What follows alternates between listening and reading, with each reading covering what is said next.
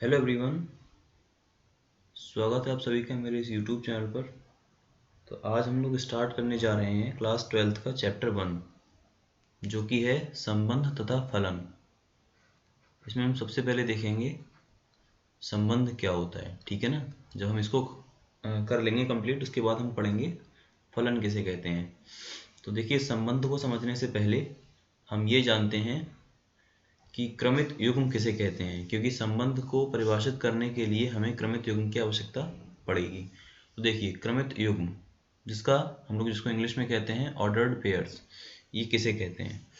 तो देखिए, आप लोगों ने सेट पढ़ा होगा, यानी समुच्चय। समुच्चय में हम लोगों ने पढ़ा है कि अगर किसी समुच्चय में मान लीजिए एलिमेंट हैं 1, 2, 3 इस तरह से अगर हैं, और एक सेट बी है, उसके अंदर अगर हम लिखें एलिमेंट, जैसे मान लीजिए मैं लिखता हूँ 2, 1, 3, मैंने इस तरह से लिख दिया, तो हम लोग जानते हैं कि यहाँ पर सेट ए और सेट बी दोनों ही कैसे होते हैं, बराबर होते हैं। क्योंकि हम लोगों ने पढ़ रखा है कि समुच्चय में जो हमारे अवयव होते हैं, इन अवयवों का स्थान बदल देने से सेट्स पर कोई प्रभाव नहीं पड़ता, ठीक है ना। तो अगर हम स्थान इनके बदल देते हैं तो इन पर कोई फर्क नहीं पड़ता है।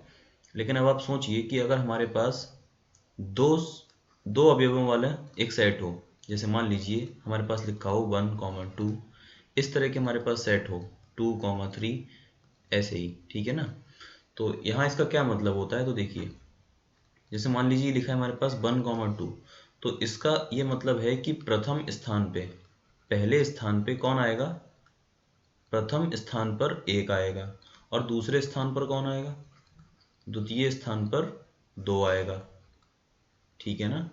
द्वितीय स्थान पर 2 आएगा, इसका ये मतलब है। और अगर हम इसको बदल देते हैं, मान लीजिए हम लिख देते हैं 2, 1, तो इसका क्या मतलब हुआ, इसका ये मतलब हुआ कि प्रथम स्थान पर अब कौन आ गया, अब इसका मतलब हुआ कि प्रथम स्थान पर 2 आ गया और द्वितीय स्थान पर 1 आ गया। तो बताइए आप कि क्या ये दोनों बराबर होंगे या अलग अलग हुए। ये एक देखिए आप, ये क्या है, एक युग्म है, दो अवयवों का समूह है, इसलिए हम इसको एक युग्म बोल रहे हैं, क्रमित युग्म। तो देखिए, ये जो युग्म है, क्या ये युग्म और ये युग्म, क्या ये दोनों सेम हैं, तो आप कहेंगे बिल्कुल नहीं, क्योंकि यहाँ पर पहले स्थान पर 1 था, दूसरे स्थान पर 2 था, और यहाँ पर पहले स्थान पर 2 है, दूसरे स्थान पर 1 है। तो इस हिसाब से हम ये क्लियरली कह सकते हैं कि ये जो दोनों हमारे पास समूह हैं, ये दोनों कैसे हैं, ये दोनों बराबर नहीं हैं, ठीक है ना। तो अब आप आइए क्रमित युग्म पे। तो क्रमित युग्म किसे कहेंगे, तो जो क्रमित युग्म होता है, तो देखिए, ऐसे समुच्चय जिनमें हम एलिमेंट्स का ऑर्डर अगर फिक्स कर दें, अगर हम ये फिक्स कर दें कि पहले स्थान पर यही आएगा और दूसरे स्थान पर यही आएगा, तो ऐसे एलिमेंट्स के, ऐसे युग्मों को हम लोग क्या कहते हैं, क्रमित युग्म कहते हैं, ठीक है ना। जैसे मान लीजिए अगर मैं एक समुच्चय लिखता हूँ कि a, b इस तरह से, या मैं ब्रैकेट्स में लिख सकता हूँ a, b, तो इसका ये मतलब हुआ कि पहले स्थान पर हमेशा एक a आएगा और दूसरे स्थान पर हमेशा b आएगा। तो अगर मैं इसको पलट के लिखना चाहूँ, तो क्या ये दोनों इक्वल होंगे। अगर मैं लिखना चाहूँ कि a, b और b, a, तो क्या ये हमेशा इक्वल होगा, नहीं, ये इक्वल नहीं होंगे, ठीक है ना। तो इस तरह से हम इनको क्या कहते हैं, क्रमित युग्म कहते हैं। तो क्रमित युग्म किसे कहते हैं, कि जिनका ऑर्डर जो होता है वो फिक्स होता है। ऐसे युग्म जिनका ऑर्डर फिक्स होता है, उन एलिमेंट्स को आपस में चेंज नहीं कर सकते, उनको हम क्रमित युग्म कहते हैं।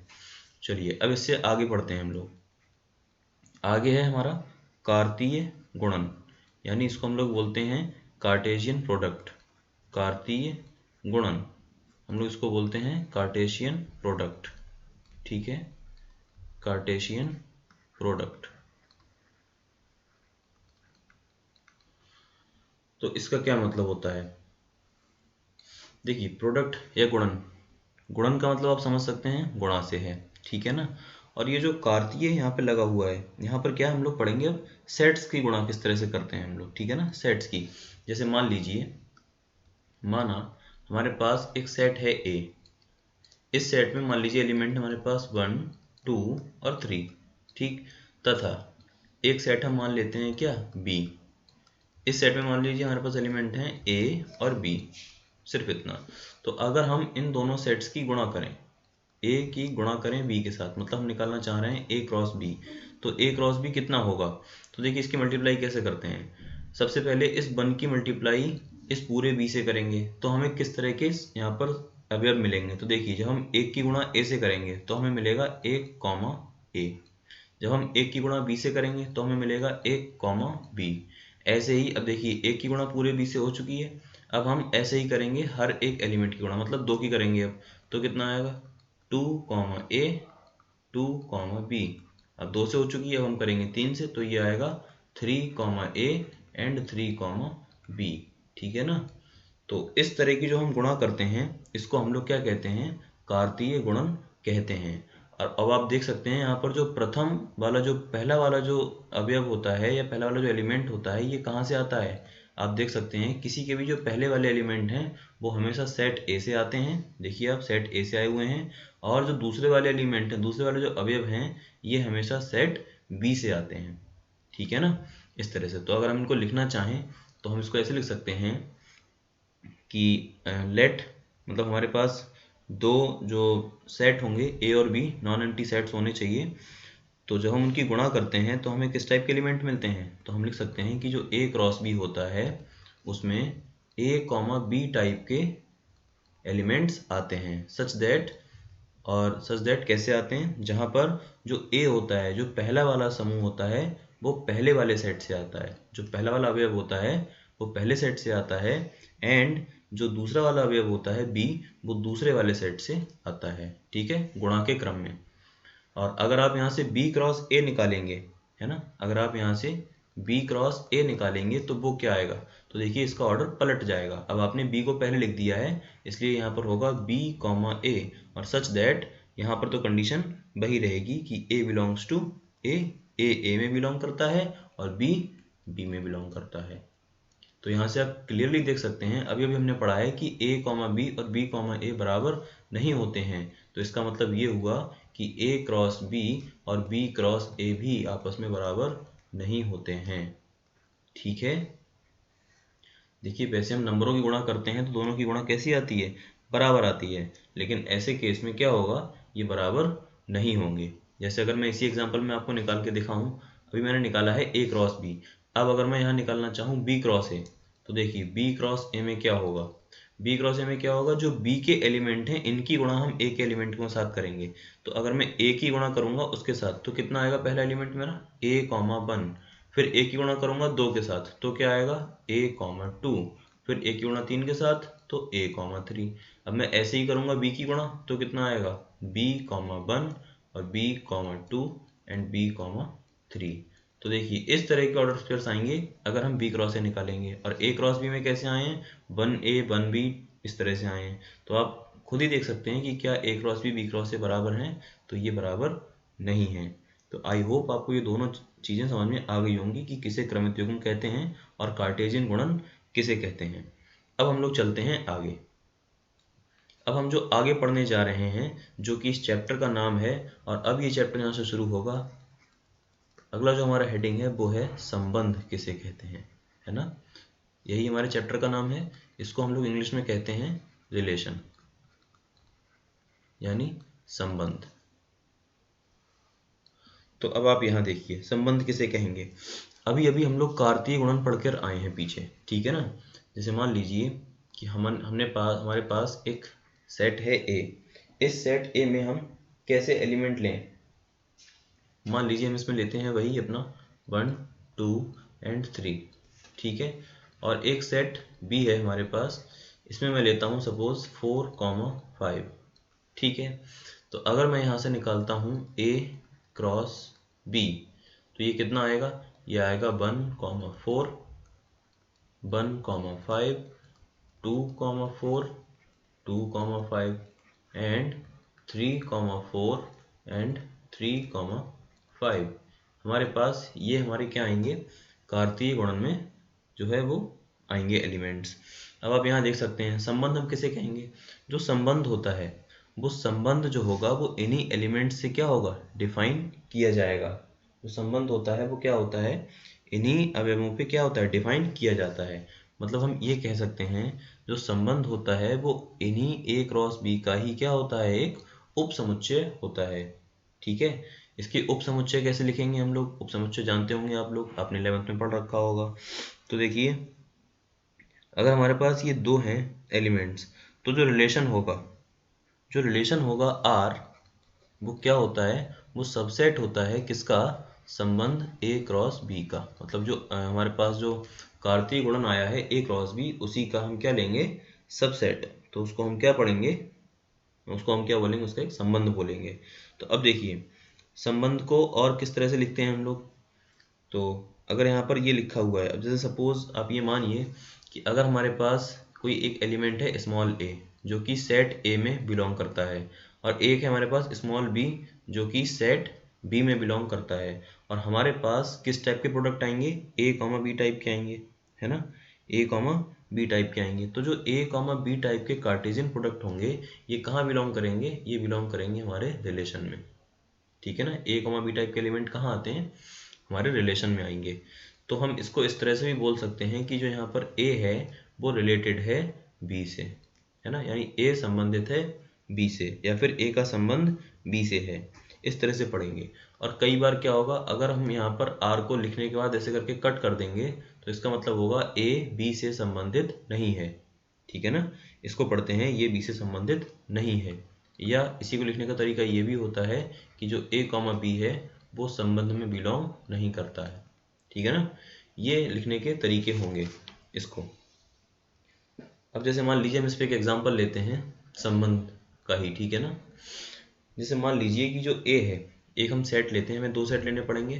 तो हम एक सेट लेते हैं, इसमें हम मान लेते हैं कि क्लास 12th में ये जो ए है ये क्लास 12th में सारे बच्चों का समूह है, क्लास 12th के स्टूडेंट्स का ये सेट है, ठीक है। क्लास 12th के सारे स्टूडेंट्स का ये सेट है। अब हम लेते हैं सेट बी। तो सेट बी को हम लेते हैं, इसमें हम ले लेते हैं कि क्लास 11th का, ठीक है ना, फर्स्ट ईयर के स्टूडेंट्स का ये पूरा एक सेट है। हमने ये दो सेट ले लिए।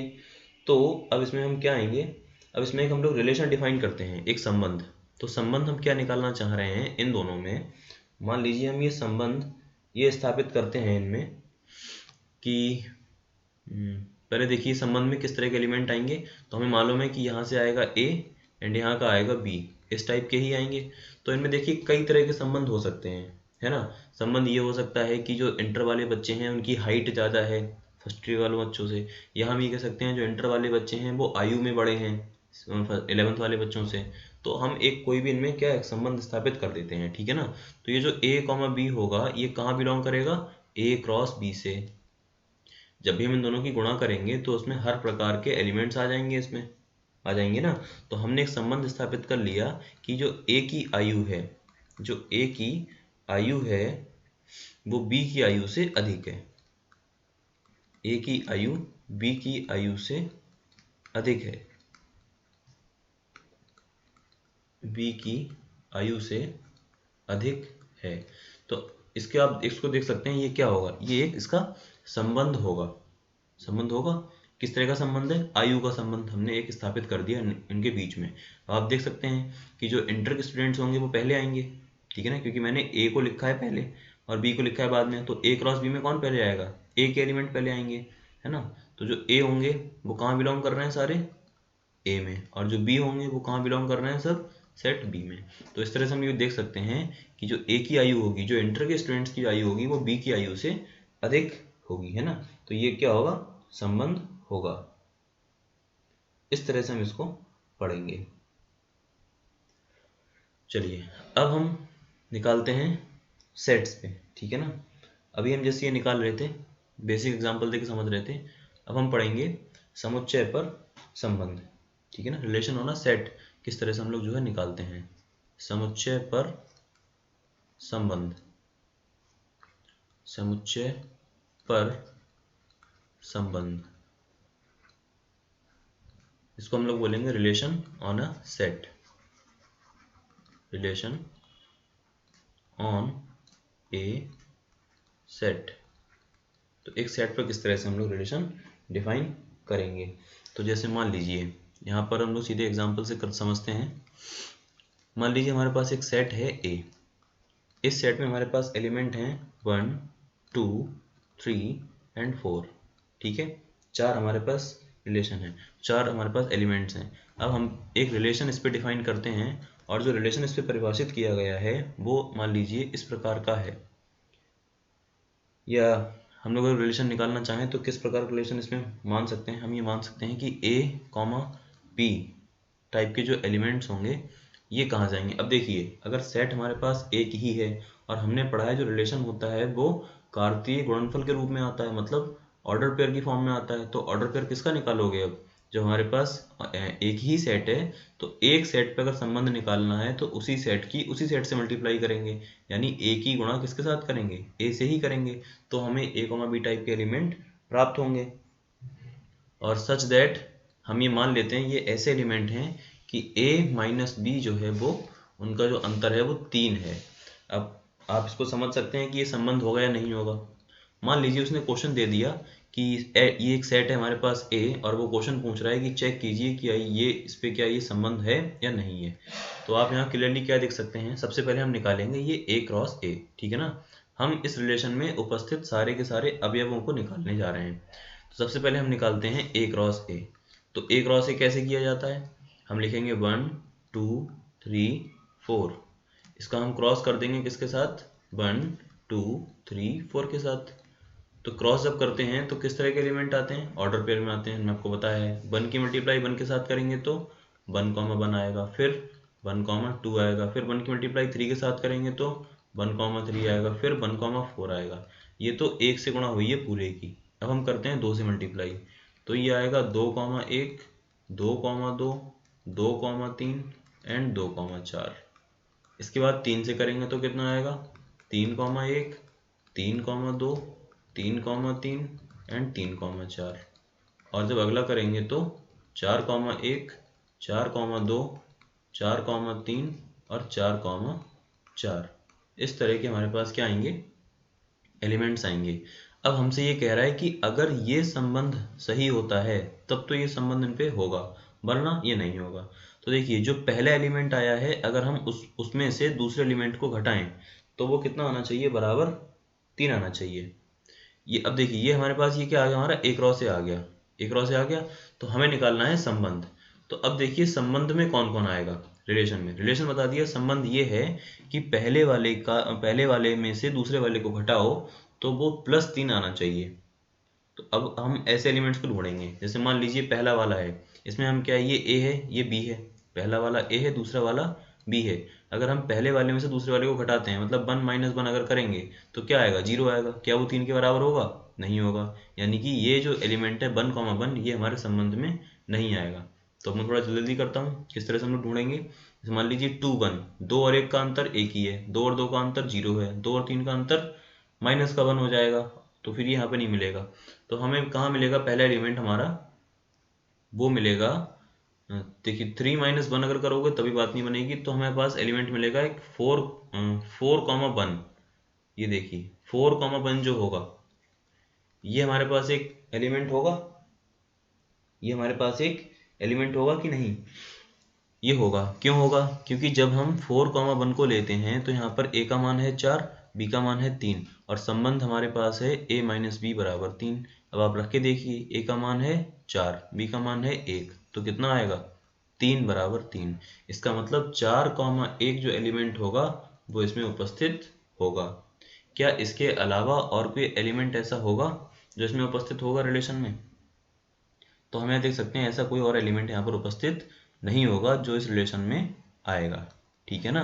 तो अब आप देख सकते हैं कि ये जो एक इतना बड़ा सेट था, इस सेट में से हमें रिलेशन में क्या मिला? रिलेशन में मिला सिर्फ 4 कॉमा 1, ठीक है ना, 4 कॉमा 1। और हम ये भी देख सकते हैं कि ये जो रिलेशन है, ये जो R आया है, ये पूरे इस A क्रॉस A का क्या है? उप समुच्चय है।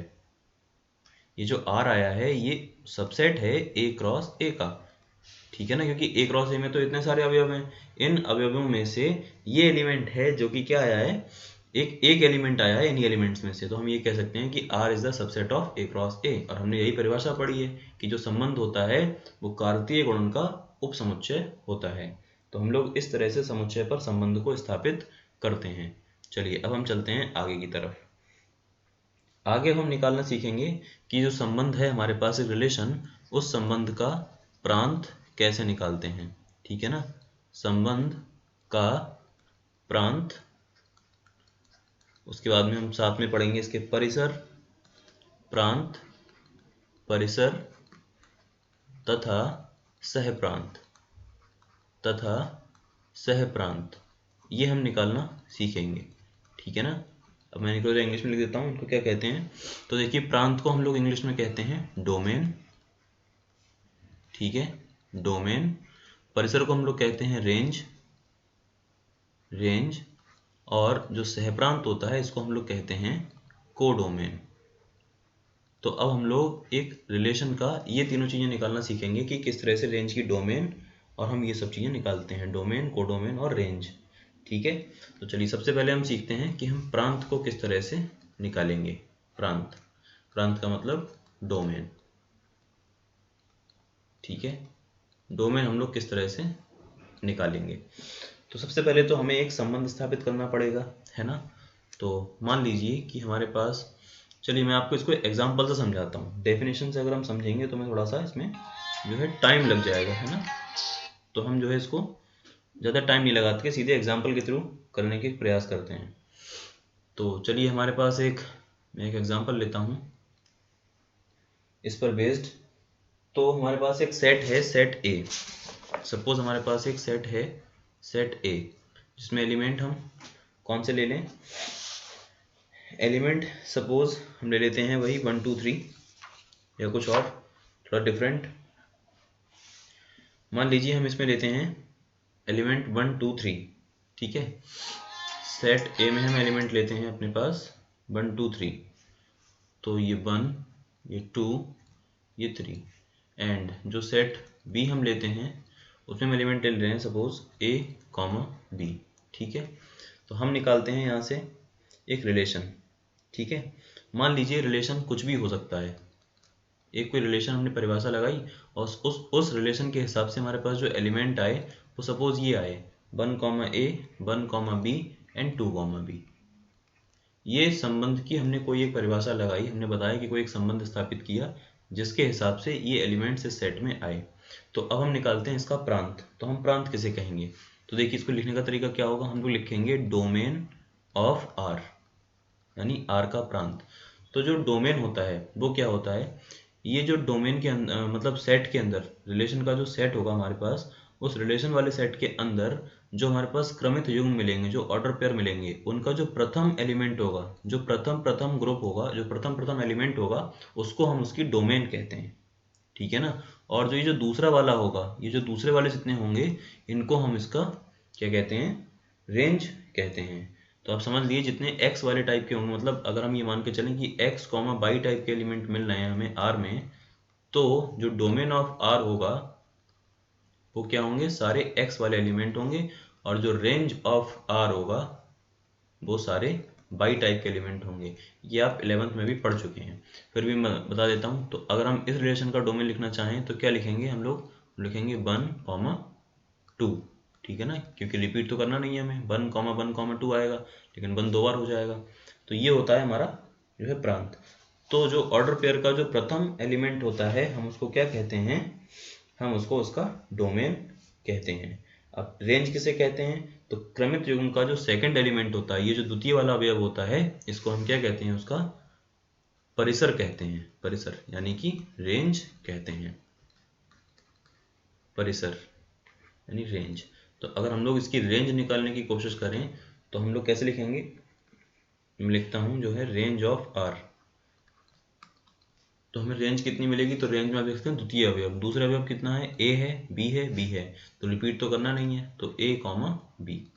तो ये जो ए कॉमा बी होगा ये इसकी जो है क्या होगी, रेंज होगी। अब बात आती है कोडोमेन की।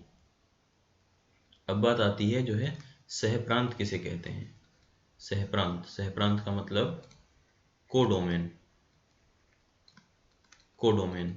तो देखिए कोडोमेन किसे कहते हैं। मान लीजिए अगर कोई हमने संबंध स्थापित किया है आर, ठीक है ना, संबंध हमने स्थापित किया है आर। हमें मालूम है कि R is the subset of A cross B. अगर दो हमारे पास सेट थे ए और बी, तो हमने ए क्रॉस बी निकाला होगा, उसी का जो सबसेट होगा वो आर होगा। तो देखिए ये जो पूरा सेट बी होता है जिस पर संबंध स्थापित किया गया है, दूसरा वाला है ना, दूसरा वाला जो होता है, इसको हम क्या कहते हैं, इस पूरे को हम कहते हैं कोडोमेन यानी सहप्रांत, ठीक है। इस पूरे ग्रुप को हम क्या कहते हैं, जो है सहप्रांत कहते हैं। तो जब हम संबंध स्थापित करते हैं तो जो द्वितीय वाला पूरा समूह होता है, पूरे समूह को ही हम क्या कहते हैं, सहप्रांत कहते हैं। ठीक है, तो अब आप यहाँ पर देख सकते हैं कि जो यहाँ पर जो सहप्रांत होगा इस एग्जाम्पल के हिसाब से वो सेट बी हमारा क्या है, वो हमारा ए कॉमा बी ही है। ठीक है ना। तो यहाँ पर देखिए थोड़ा सा आपको कन्फ्यूजन हो सकता है कि आप ये कहेंगे कि सर रेंज और कोडोमेन तो बराबर ही बराबर आ गए, लेकिन ज़रूरी नहीं होता है। ठीक है ना। जो कोडोमेन होता है वो बड़ा सेट होता है, क्योंकि जब हम संबंध स्थापित करते हैं तो ये जो सेट बी होता है ये तो कोडोमेन होता है, लेकिन जो रेंज है वो कम या ज़्यादा सॉरी कम ही होगी हमेशा, है ना। तो इनमें एक संबंध भी होता है, एक संबंध एक रिलेशन ये होता है रेंज और कोडोमेन में कि जो रेंज होती है, जो परिसर होता है, वो हमेशा सबसेट होगा किसका, कोडोमेन का, है ना। क्योंकि कोडोमेन तो पूरा सेट होता है, तो ये जो रेंज है ये कोडोमेन पूरी पूरी हो भी सकती है और कभी कभी कम एलिमेंट भी हो सकते हैं। अब जैसे मान लो मैं ये रिलेशन एक और निकालता हूँ, यहाँ पर ये मान लो रिलेशन मैंने 1 निकाला, एक और R2 रिलेशन निकालता हूँ। उस रिलेशन में सपोज यही एलिमेंट आए 1 comma A and 2 comma A, 1 comma A and 2 comma A, सिर्फ यही एलिमेंट्स आए, तो हम यहाँ पे क्या कहेंगे, तो हम यहाँ पर ये कह देंगे कि अब आप यहाँ देखिए, यहाँ पर अगर हम इसकी रेंज लिखना चाहें तो यहाँ पर इसकी रेंज कितनी आएगी, रेंज में सिर्फ एक एलिमेंट आएगा ए, क्योंकि हमारे में दूसरा एलिमेंट को ही कहते हैं रेंज, तो यहाँ पर तो सिर्फ ए आ रहा है। तो अब आप देख सकते हैं, जबकि कोडोमेन क्या आएगा, कोडोमेन पूरा बी आएगा, क्योंकि हमने ए क्रॉस बी को निकाला है इसलिए।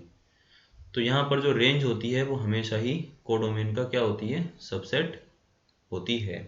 ये बात आप अच्छे से समझ लीजिए। ठीक है, तो इतनी बात आपको क्लियर हो चुकी होगी जितना मैंने आपको अभी समझाया है।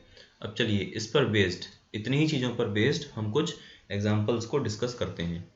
मान लीजिए हमारे पास एक क्वेश्चन है, उसमें देखिए ये कहा गया है कि माना एक रिलेशन R है जो कि सेट Z पर डिफाइन किया गया है, सेट Z पर परिभाषित किया गया है, Z पर।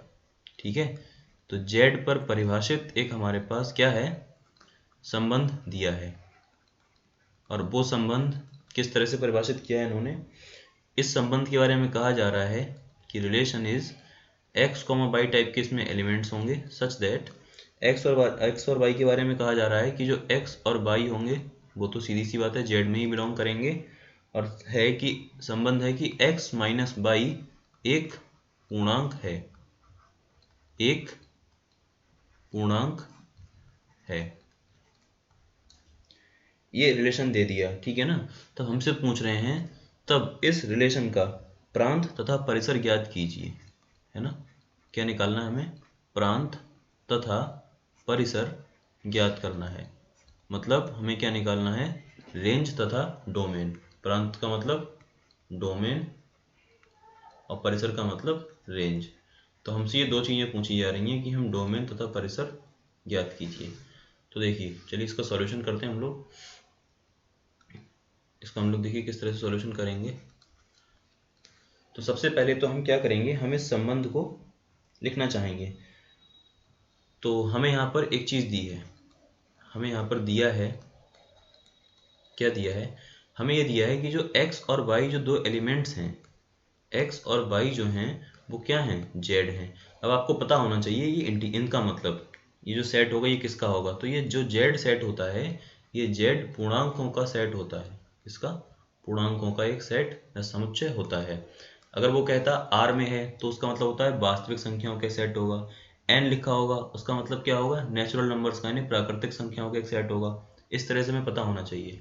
तो देखिए हमें ये दिया हुआ है पहले से ही कि जो x और y हैं वो कहाँ बिलोंग करते हैं, z में, यानी x और y पूर्णांक हैं। अब x और y पूर्णांक हैं तो यहाँ पर एक प्रॉपर्टी हम लोग जानते हैं, क्या, जो संबंध है वो कैसा है।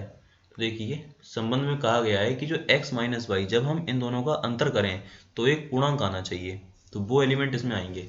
तो हम लोग एक चीज़ जानते हैं क्या, कि ये देखिए x और y दोनों पूर्णांक हैं, तो दो पूर्णांकों का जब आप अंतर लेंगे तो हमेशा क्या आएगा, पूर्णांक आएगा।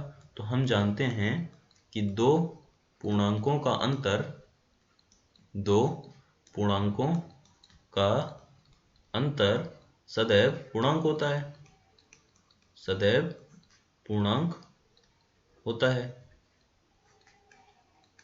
सदैव पूर्णांक होता है।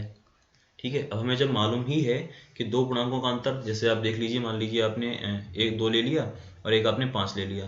अब आप इन दोनों का अंतर करते हैं तो अंतर करेंगे आप तो कितना आएगा, -3 आएगा। -3 भी तो जेड में बिलोंग करेगा, क्योंकि ये भी तो एक पूर्णांक होता है। तो हम ये कह सकते हैं कि जो आपने जो दो एलिमेंट बताए हैं जो पूर्णांक हैं, और उन पूर्णांकों का जो अंतर है वो भी एक पूर्णांक होता है। तो इसका मतलब क्या हुआ, इसका मतलब तो ये हुआ कि हम इसमें कोई सा भी एलिमेंट डालें, यानी सभी x और y के लिए, सभी x और y जो कि z में बिलोंग करते हैं, उनके लिए x माइनस वाई क्या होगा, उनके लिए x माइनस वाई भी एक पूर्णांक होगा। उनके लिए x माइनस वाई क्या होगा, एक पूर्णांक होगा, क्योंकि ये बात तो हम जानते ही हैं। ठीक है ना। तो अगर ये सबके लिए होगा तो इसका मतलब क्या हुआ, इसके डोमेन में कौन कौन आ सकता है, मतलब हम यहाँ क्या क्या चीज़ डाल सकते हैं। अतः जो यहाँ इसका जो डोमेन होगा, अब उसने खुद ही बोल दिया है, क्या बोल दिया, उसने ये कह दिया कि सभी x और y के लिए, सभी x और y जो कि इंटीजर हैं, जितने भी पूर्णांक हैं वो सभी इसमें आ जाएंगे। तो सभी पूर्णांक आ जाएंगे, इसका मतलब क्या हुआ, पूरा का पूरा सेट z आ जाएगा, पूर्णांकों का समूह, पूर्णांकों का समुच्चय आ जाएगा। और ऐसे ही जो इसका हमें रेंज मिलेगा, है ना, इसका जो हमें परिसर मिलेगा, रेंज ऑफ आर, वो भी क्या मिलेगा, क्योंकि हमें अंतर के बाद में जो दूसरा वाला सेट मिलेगा, मतलब ए और बी, वो भी क्या होगा, वो भी तो जेड होगा, क्योंकि हमने ले रखा है ना, एक्स भी जेड होगा और वाई भी क्या होगा, जेड होगा। तो इस तरह से इस क्वेश्चन का जो डोमेन होगा वो भी जेड होगा, और जो रेंज होगा वो भी जो है जेड होगा। तो ये इसके आंसर्स होंगे। देखिए, इस चैप्टर में थोड़ा समझने वाली चीज़ें ज़्यादा हैं, इसमें आप बहुत जल्दी से भाग नहीं सकते। आप अगर ये सोचें कि सर डिफरेंशिएशन की तरह इसको करा दीजिए, ये डिफरेंशिएशन हो गया, ट्रिग्नोमेट्री हो गया, उसको बहुत जल्दी हम लोग कर सकते हैं, इंटीग्रेशन हो गया, ये उस तरह का चैप्टर नहीं है। ठीक है ना। कुछ चैप्टर्स हैं जो आपको बहुत ही फोकस से पढ़ने पड़ेंगे, जैसे आपको ये चैप्टर्स पढ़ने पड़ेंगे, ठीक है ना, रिलेशन फंक्शन आपको ध्यान से पढ़ना पड़ेगा। फिर लास्ट में आप आ जाइए तो प्रोबेबिलिटी आपको ध्यान से पढ़नी पड़ेगी। उधर आप जब वेक्टर और 3D पढ़ेंगे तब आपको वहाँ थोड़ा समझना पड़ेगा। आप इन चैप्टर्स को ऐसे स्किप नहीं कर सकते एक साथ ही, और इनके साथ ही साथ आपको इसमें प्रीवियस नॉलेज की भी ज़रूरत पड़ेगी। इस चैप्टर को समझने के लिए आपको क्या 11th का आपको सेट वगैरह आना चाहिए। प्रोबेबिलिटी को समझने के लिए आपको 11th की प्रोबेबिलिटी और परमुटेशन कॉम्बिनेशन आना चाहिए। तो उस तरह की चीज़ें आप जब देखेंगे तो थोड़ा आपको टफ लग सकता है, लेकिन ये चैप्टर उस तरह का नहीं है कि आप इसको जल्दी से भगाना चाहें। समझना पड़ेगा आपको रुक रुक के, नहीं समझेंगे तो आपका नुकसान है इसमें। ठीक है। चलिए, अब हम लोग एक और क्वेश्चन देखते हैं जो कि हम इसी पर बेस्ड एक करना चाहेंगे, ठीक है ना, प्रांत और परिसर पे ही। तो चलिए हम एक लेते हैं अपना अगला क्वेश्चन, क्वेश्चन नंबर 2। मान लीजिए कि इस बार भी हमने मान लिया कि जो संबंध है वो जेड पर स्थापित किया गया है, ठीक है ना, जेड पर ही परिभाषित है हमारा फलन, हमारा रिलेशन। तो अब देखिए रिलेशन किस तरह दिया गया है, रिलेशन हमें दिया गया है कि रिलेशन में वही x, y टाइप के एलिमेंट होंगे, और सच दैट कैसे होंगे कि जो x होगा वो तो बिलोंग करेगा z में, मतलब x और y दोनों ही, और y भी कहाँ बिलोंग करेगा, z में। और ये कहा गया है कि एक्स स्क्वायर बराबर होना चाहिए वाई स्क्वायर। जब इस कंडीशन को फॉलो करेंगे एलिमेंट्स, वही एलिमेंट्स इस रिलेशन में आएंगे, ठीक है ना। तो हमसे कह रहा है तब ज्ञात कीजिए, क्या क्या ज्ञात करवा रहा है हमसे, वही जो हमने पीछे किया था, ज्ञात कीजिए। पहला क्वेश्चन में हमसे तो कह रहा है कि पहले तो आप रिलेशन ज्ञात कीजिए पूरा। दूसरी बात हमसे कह रहा है जब आप रिलेशन निकाल लेंगे तो आप उस रिलेशन का प्रांत निकालिए, मतलब डोमेन निकालिए, ठीक है ना। डोमेन का मतलब क्या निकालिए, प्रांत, प्रांत निकालिए। और तीसरी बात फिर वो कह रहा है क्या निकालिए, परिसर, ठीक है ना। और परिसर का मतलब रेंज, आप रेंज ज्ञात कीजिए।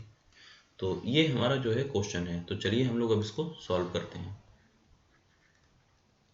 तो सबसे पहला काम हमारा होगा हम इस रिलेशन को जो है बना पाएँ। तो रिलेशन देखिए पहले हमें क्या दिया है, जो हमें जो रिलेशन दिया गया है, दिया है रिलेशन आर बराबर, हमें दिया है कि x, y टाइप का रिलेशन है सच दैट जो x है वो जेड में बिलोंग करता है, जो y है वो भी जेड में बिलोंग करता है, और एक्स स्क्वायर बराबर होना चाहिए वाई स्क्वायर के, ठीक है। तो अब हम लोग इसको डिफाइन करते हैं। अब हमें ये तो रिलेशन दिया गया है, इसका मतलब ये संबंध तो स्थापित है, ठीक है ना। ये संबंध पहले से क्या है, स्थापित है। हमें केवल इसमें लिखना है कि किस किस टाइप के जो है एलिमेंट्स हमें मिलने जा रहे हैं। तो अब देखिए इसको किस तरह से लिखेंगे हम। यहाँ पर हमें दिख रहा है कि जो हमारा एलिमेंट होंगे जैसे अब आप बताइए, अगर हम एक रियल नंबर का सेट लें, ठीक है ना, अगर हम एक रियल नंबर का सेट लेते हैं, इस क्वेश्चन के हिसाब से वैसे हमसे ये कहा जा रहा है कि जो x है वो रिलेटेड है y से, ठीक है ना, क्योंकि x और y वही आएंगे इसमें जिनमें ये कंडीशन फुलफिल होगी। तो हमें ये मालूम है कि x रिलेटेड है y से। अगर x y से रिलेटेड है, इसका मतलब ये है कि x स्क्वायर और y स्क्वायर बराबर होगा क्वेश्चन के हिसाब से। तो इसका क्या मतलब हुआ, इसका ये मतलब हुआ कि अगर हम इन दोनों को निकालना चाहें, स्क्वायर हटा दें, तो कितना आएगा, y is equals two plus minus x, ठीक है ना, y की वैल्यू क्या आएगी, प्लस माइनस एक्स आएगी।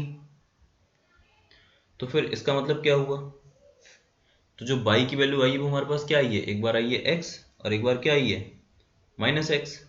एक बार आई है x और एक बार आई है माइनस एक्स। तो हम क्या लिख सकते हैं, जो हमारे पास रिलेशन होगा वो किस तरह से होगा फिर, कि जो x होगा वो रिलेटेड होगा एक बार x के साथ, क्योंकि y की वैल्यू x है, एंड और एक बार क्या होगा, एक बार जो x होगा वो रिलेटेड होगा किसके साथ, माइनस एक्स के साथ, ठीक है ना, क्योंकि y की वैल्यू 2 आई है, एक बार प्लस की x आई, एक बार माइनस एक्स आई है। तो हम क्या करेंगे, इस y की जगह पे 2 बार लिख देंगे, एक बार प्लस का x, एक बार माइनस का x। यही तो होगा किसके लिए, सभी x बिलोंग्स टू z के लिए, इन्हीं के लिए तो ये हम लोग निकालना चाह रहे हैं।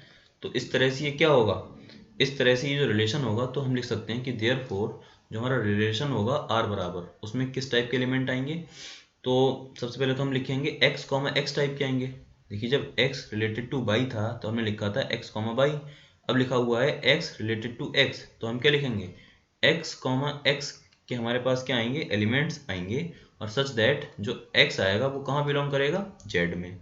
एक तो इस तरह का आएगा, लेकिन साथ ही साथ इसके साथ यूनियन भी लेना पड़ेगा हमें दूसरे वाले का। दूसरा कौन सा आएगा, दूसरा आएगा माइनस एक्स, सॉरी पहले तो x, दूसरा क्या लिखा है, x related to minus x, तो x comma minus x type के एलिमेंट भी आएंगे, और वो भी किस टाइप के सर, कि उनमें भी जो x होगा वो कहाँ बिलोंग करेगा, z में, ठीक है। तो इस तरह के जो सेट्स जो हमारे पास एलिमेंट्स आएंगे वो हमारे रिलेशन में आएंगे। अब चलिए ये हमारा हो गया, हमारा कौन सा, फर्स्ट वाला क्वेश्चन जिसमें हमसे r पूछा गया था, तो ये तो हमारा r निकल गया। दूसरी बात हमसे क्या पूछा गया था, दूसरे क्वेश्चन में से पूछा गया था इसका डोमेन ज्ञात कीजिए। तो अगर हम इसका डोमेन निकालना चाहें, डोमेन ऑफ r, तो देखिए डोमेन में आप लोग क्या लिखेंगे, डोमेन में हमें दिख रहा है, हमने आपको बताया है कि रिलेशन के अंदर जब हम रिलेशन बनाएंगे तो जो प्रथम एलिमेंट होते हैं वो डोमेन में आते हैं। तो देखिए यहाँ भी प्रथम एलिमेंट क्या है, x, और यहाँ पर भी प्रथम एलिमेंट क्या है हमारे पास, x, यही है। तो इस हिसाब से हम क्या लिखेंगे कि जो डोमेन होगा उसमें सिर्फ x आएगा, ठीक है, सच दैट ऐसा आएगा कि जो x कॉमा y होगा वो कहाँ होना चाहिए, रिलेशन में, रिलेशन में से ही आने चाहिए, है ना, ये हमारे पास आएगा। और ये कैसा होगा बताइए आप, इसका जो हमने किस किस सेट पे डिफाइन किया है, ये हमने डिफाइन किया है इंटीजर्स पे, इंटीजर पे किया है, तो हमारे पास डोमेन में क्या आएगा, इंटीजर ही तो आएगा। ऐसे ही जो तीसरा हमसे पूछा गया है कौन सा, रेंज, रेंज ज्ञात कीजिए। तो रेंज में भी हमने क्या देखा, रेंज में हमारे पास बाई टाइप के एलिमेंट आएंगे, क्योंकि जो दूसरा वाला एलिमेंट होता है वो किस में आता है, वो आता है हमारे रेंज में। तो यहाँ आप देखिए, यहाँ पर x और माइनस एक्स है, और x और माइनस एक्स किसकी वैल्यू थी, बाई की वैल्यू थी। तो हम लिख सकते हैं जो बाई होगा, such that x comma by जो होता है रिलेशन में, उसी को तो हम कहते हैं डोमेन। तो वो भी वो रेंज, तो वो कितना होगा, वो भी तो z होगा, वो भी क्या होगा, z होगा। अगर आप इसको ऐसे नहीं समझ पाए तो आप और कुछ एग्जाम्पल से भी समझ सकते हैं इसको। जैसे मान लीजिए मैं यहाँ पर दो नंबर अपने मन से लेता हूँ, इंटीजर लेने हैं मुझे दोनों ही, क्योंकि सेट ये इंटीजर पे डिफाइन किए गए हैं। तो मान लीजिए मैंने एक इंटीजर ले लिया अपने मन से 2, ठीक है, x मान लीजिए मैंने ले लिया 2, और y मान लीजिए मैंने ले लिया अपने आप अपने मन से 5, ठीक है, ये मैंने ले लिया। तो जो रिलेशन होगा, रिलेशन में किस तरह के एलिमेंट आएंगे, 2,5। आप और भी ले सकते हैं, x को मान लीजिए आप और ले लें 3, 7, इस तरह से आप ले सकते हैं। ऐसे मैंने इसको ले लिया अपने मन से 5, 7, 9 डॉट डॉट अपने मन से ऐसे कुछ भी।